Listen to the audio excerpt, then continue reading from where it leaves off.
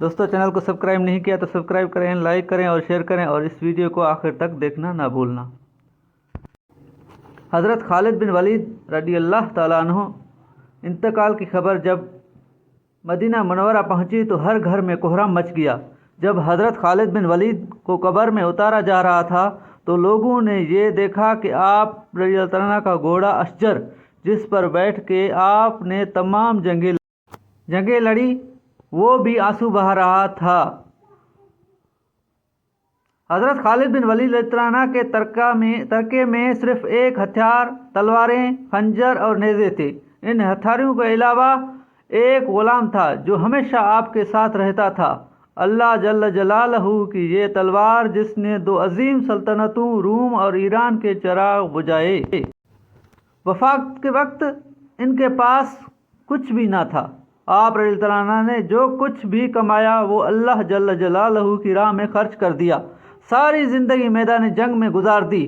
صحابہ نے گواہی دی کہ ان کی موجودگی میں ہم نے شام اور عراق میں کوئی بھی جمعہ ایسا نہیں پڑھا جس سے پہلے ہم ایک شہر فتح نہ کرتے، یعنی ہر دو جمعوں کے درمیانی دنوں میں ایک شہر ضرور فتح ہوتا تھا۔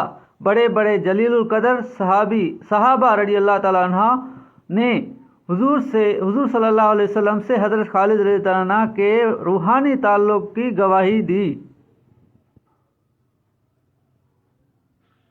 خالد بن ولید رضی اللہ عنہ کا پیغام مسلم امت کے نام: موت لکھی نہ ہوتی تو موت خود زندگی کی حفاظت کرتی ہے، جب موت مقدر ہو تو زندگی دوڑتی ہوئی موت سے لپٹ جاتی ہے۔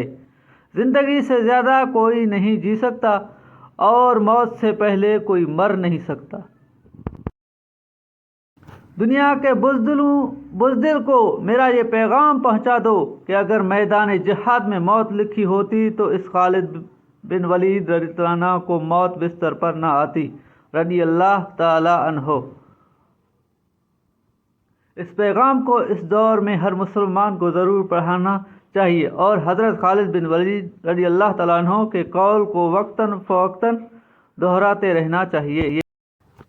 ویڈیو اچھی لگی ہو تو چینل کو سبسکرائب کریں اور اس ویڈیو کو زیادہ سے زیادہ لوگوں میں شیئر کریں۔ یہ اس دور میں ابھی بزدلانہ دور بہت زیادہ ہو چکا ہے۔ ابھی ہم مسلمان مغرب سے ڈرتے ہیں، حالانکہ نہیں ڈرنا چاہیے، خالد بن ولید سے سبق سیکھنا چاہیے۔